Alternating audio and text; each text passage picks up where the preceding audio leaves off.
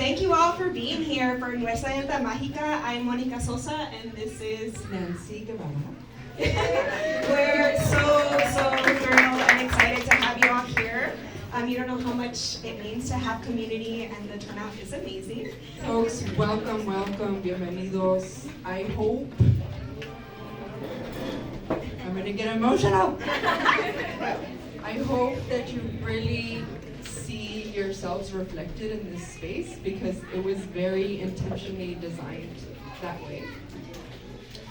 This is a space where we can tell our true histories that are not a part of Texas public school curriculum.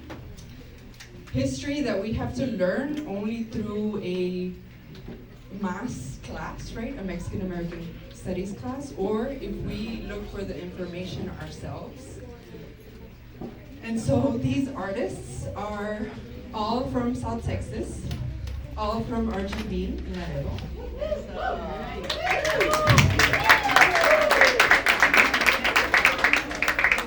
Making work that truly reflects ourselves, right? We see a lot of images every day, a lot of false narratives, right?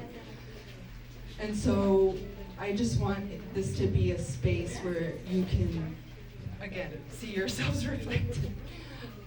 We're gonna start the artist talk. All right, so let's go ahead and introduce some of the artists.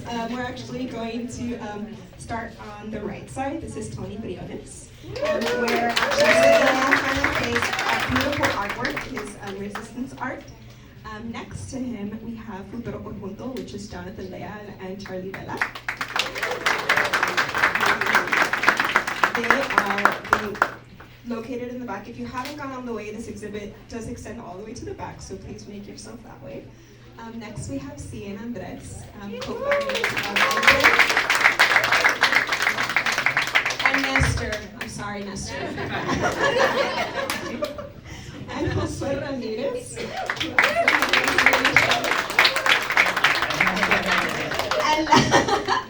And last but not least, we have Anel Flores joining us.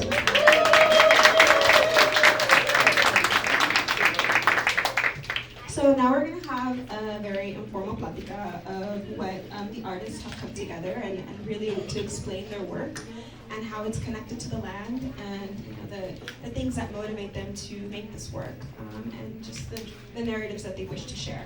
So again, thank you all for existing and the brilliance that you bring into this world. But we'll go ahead and start with the questions. First question, that. What does environmental justice mean to you and how is it connected to your work? Flip a coin at. Yeah, here you go. You spoke first. Played myself. Hi, my name is Josue Ramirez. I'm a multidisciplinary artist. As far as what environmental justice means to me, I think it's being in tune with nature, understanding nature as part of where we are and a living thing, and something that we owe our existence to. And something that needs to be respected and preserved, and also acknowledging that that's not the case for a lot of communities, that a lot of communities are actually victimized by the environment and through certain actions that manipulate the environment to fit our needs or as a community, as a public. So it's also acknowledging those wrongs and trying to just make them right so everybody can be on an equal playing field and deal with everything that we're all dealing with, which are all environmental justice issues, but some communities definitely have it worse. And so I think part of environmental justice is definitely acknowledging that, and also acknowledging that we are all in an economic or in an environmental climate disaster and crisis if we don't do something about protecting our environment.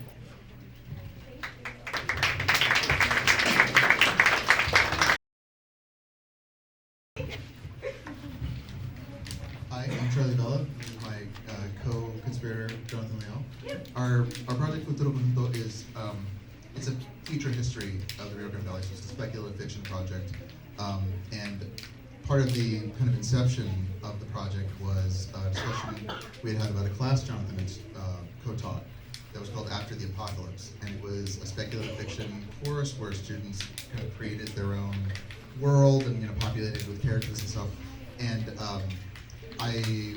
we talked about this a few months later. I was with my daughter Avery in Target, walking around, and I just happened to read on my phone, just the latest awful mile marker in the climate crisis that we passed, right? We're this far down the road and there's no way back. And the anxiety of that caused, I'm looking at this, at the time, 3 or 4 year old child thinking about what is the world that she's gonna have to grow up into, and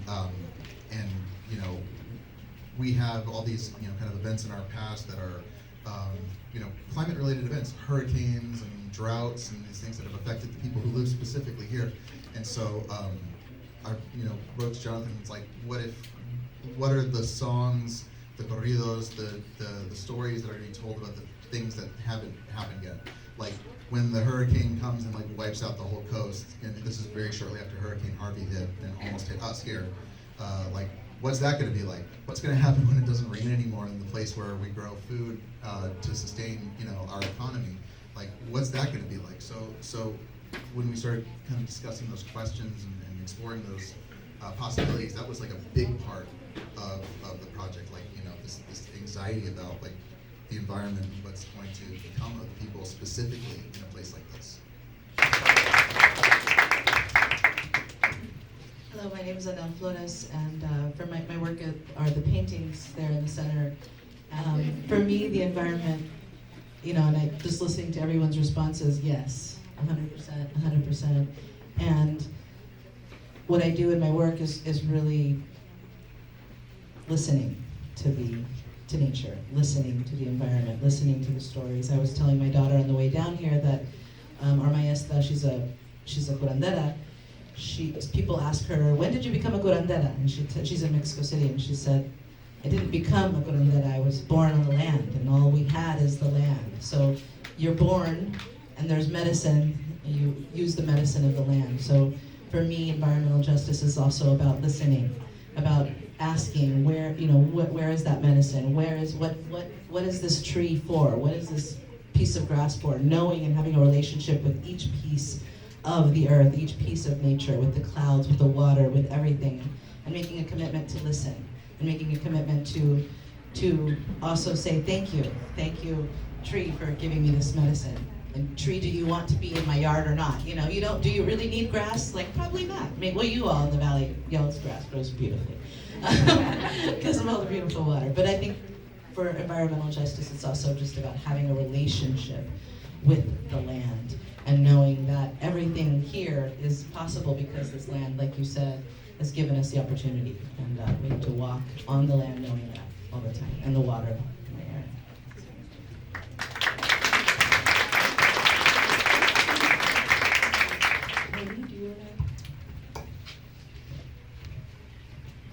Hello, my name is Tony Briones. I'm from Laredo, Texas, born and raised. I'm also a Carrizo Come Crudo.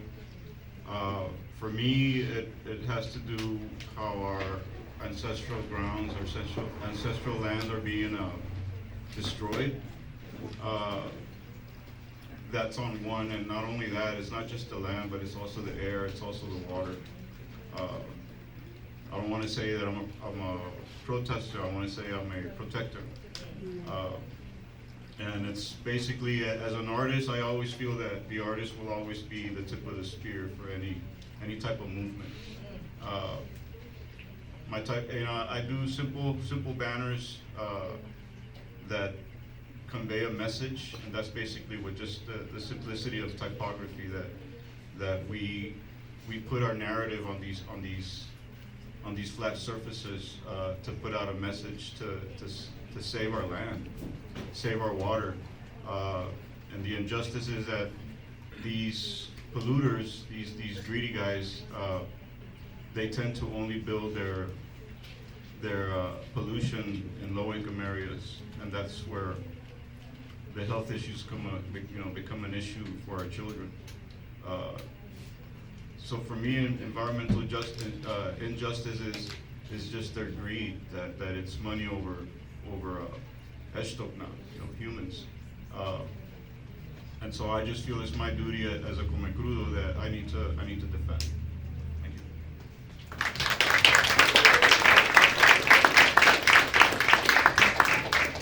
Tony painted these beautiful banners in the back. And we had the Comecrudo tribe had a protest at the SpaceX site about, I don't remember, it's like a month ago. Just so people have some context, right? SpaceX is built on ancestral land of Carrizo Comecrudo. And they're working really hard to defend their land against LNG and SpaceX and the border wall. And also the point of this exhibit is to also understand that this is not new. This comes with a history, right? This is a history of colonization. And so hopefully when you see the history roll, you'll understand that there's waves, right? It's not the first time. Yeah. Thank you. And thank you all for sharing. Tony, you kind of explained a little bit about the narratives that you wish to uplift and challenge. I'd love to hear a little bit more about the narratives that other artists are also trying to uplift, kind of, especially around these false narratives that we're constantly hearing about the border and the frontera. I'll take that one first. I'm C, co-founded Entre with Andres here. We're a film center and regional archive here in the Rio Grande Valley.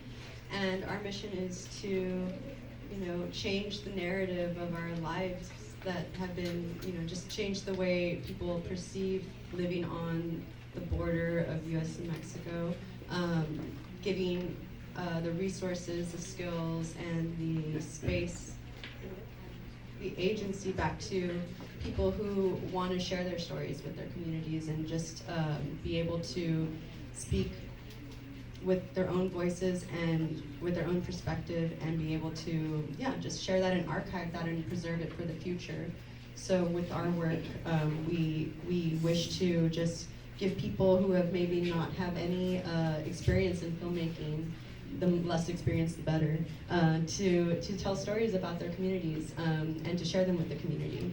And through the archive, we work on collecting home movies and oral histories from the region, because those types of first-person accounts are usually overlooked in historical contexts. Like, usually it's a historian or like outwards, perspectives on regions and how they develop and how society develops, and we want to know from the individual perspective how life was being lived throughout, our time here. So our goal is to just connect with people in the community and preserve and digitize those home movies and their stories and have them available to the public, online and accessible, so that way people can explore and learn more about their way of life and who came before them and where we're going in the future.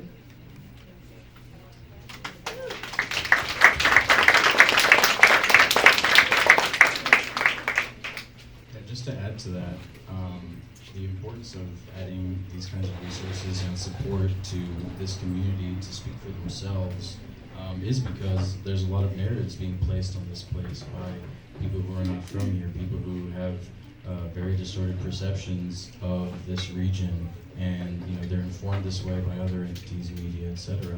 And so by giving people the means to speak for themselves, we are helping amplify that to be louder than those narratives, louder than those stories. And so,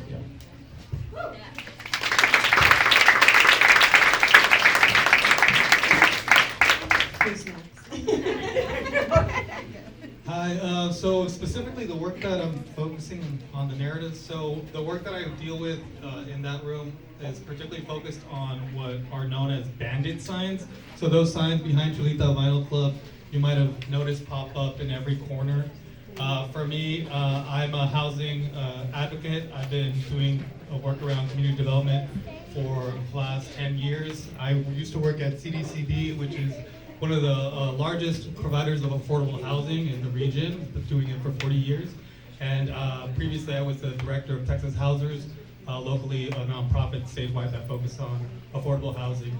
And so for me, this work came directly from my experience in housing and just understanding some of the visual cues to the housing crisis and what was happening around housing affordability, not only in the region but in the nation. So what really struck me when I started seeing these, which was mid-pandemic probably, or maybe a little bit before the pandemic, were these signs that I had never seen in the Rio Grande Valley until literally Elon Musk created Starbase.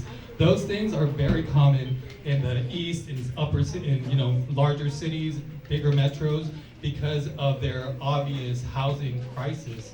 But we had never seen this because we deal with housing instability in a different way. We often don't see people that are camped underneath the bridge or camped in parks that you would see in other cities. That really shows you that there's a lack of housing and that there's a problem with housing affordability in the region.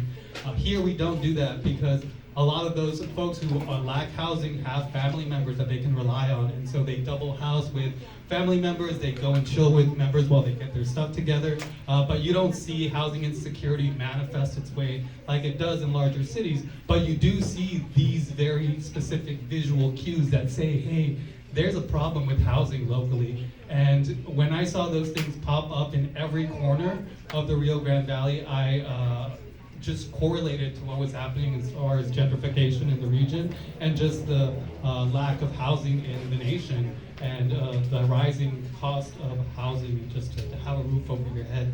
And so I really wanted to utilize these signs and to subvert them and to also clean up the community, because these signs are out there. They shouldn't be. They're not legally allowed to be there. So just like they can put them up, we can take them down. And so that's what I did for like, I don't know, maybe like 2 years. And so I had a storage unit full of all these things, and we would get in a fight with these people. They would put them high, I would go knock them down, they would put them higher, I would get a stick, get a ladder, they would put them higher and screw them in, so I would have to fight the pole to get these signs. But it was these conversations that we were having with people who know what they're doing, and what they're doing is taking advantage of a situation where the housing market is dictating what's happening on the ground as far as who gets to afford a housing, who's quote unquote dream of the American dream or just a dream of housing comes true. And so I just really wanted to subvert that narrative that these visual signs put out, because you don't really get much from them. They tell you that they'll buy your house quick and cheap, and so you might think, oh, that's a great opportunity for somebody that's in need, but in reality they're taking advantage of these people that are selling one of the biggest assets that they've ever had in their life to people who just want to make a buck out of them and flip them. And so they don't really tell the full story of who's impacted by housing and by the housing market that's impacted by the richest man in the world. We all seen how he manages the market through a tweet. And so the fact that we don't think that these types of market forces are impacting our home is pretty ridiculous. And so I just wanted to use those signs to talk about that in different ways.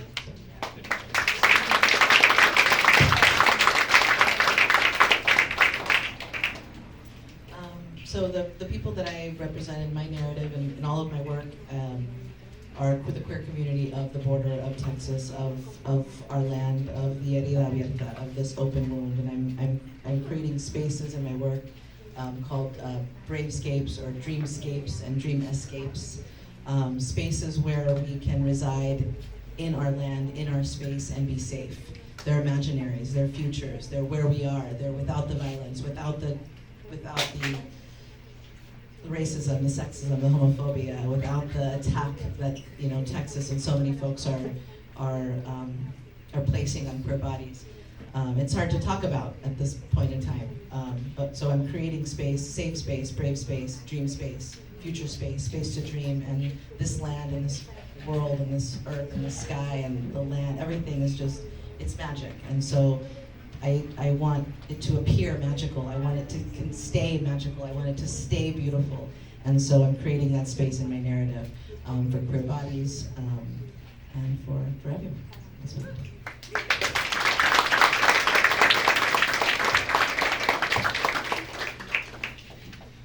So it's such a pleasure to be here with you guys.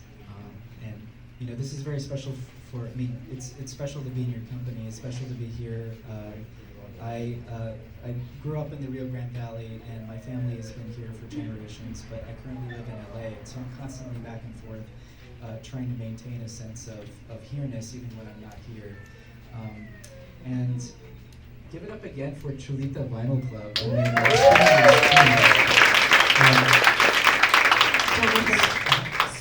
Okay, yes, I actually had to speak in the microphone. Yeah, so music tells a story. Obviously, we all feel this, we know this. We know this when we hear them spinning the cumbias, when we hear them spinning the rancheras, the mariachis. And finding a resonant spirit in Charlie Vela and thinking about musical possibility was a godsend for me. Again, being away from home and trying to feel like I was reconnecting. And for this project, what we wanted to do was tap into the local storytelling tradition of a really important musical tradition here, the corrido, right? You can think about that as long as, they've been around since the Mexican Revolution. You can read the amazing work of Americo Paredes, which is up on the wall there, Border Ballad and its hero with his pistol in his hand. And what we wanted to do was take this tradition and also take the musical tradition of the conjunto, which is a deeply locally resonant musical force here, and imagine for ourselves what are the narratives that this music is going to tell in the future, right? What is the future history of this place, and how is it going to be sung by future artists? And so that's kind of what we were trying to do in bringing these things together. And in terms of the narrative that we imagined, because we're both sci-fi nerds and we wanted to bring that to the table with what we did, we imagined a future concert that happens in the year 2120. So we released this in 2020, the first version of it. This is an immersive project now that you can experience as an installation.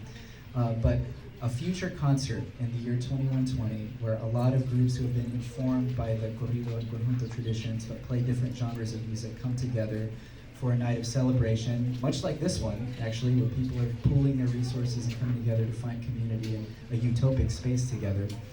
And it happens in the abandoned ruins of the SpaceX rocket facility.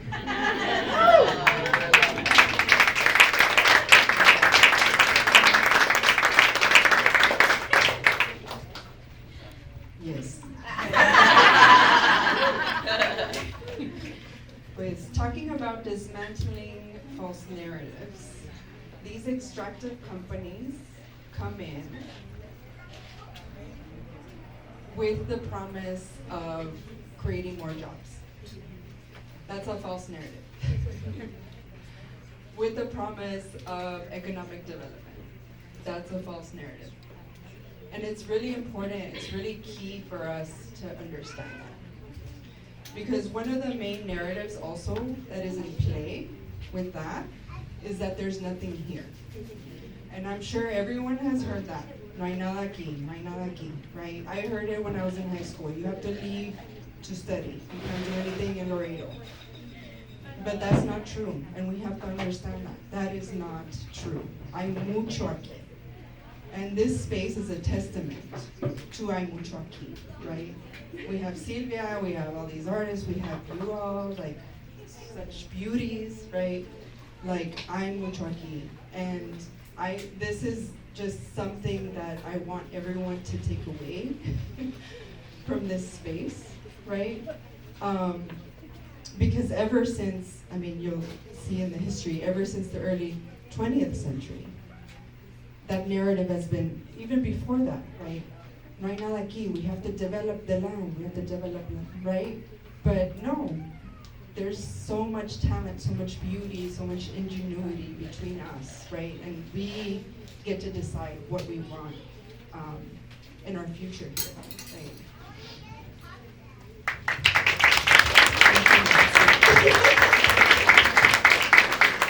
Okay, and finally, we really would love to, thank you all for sharing your inspiration and what kind of motivates you. There's quite a few people here, and we really would love to kind of hear a little bit about, what advice do you have for community members to become more involved or to creatively challenge these false narratives?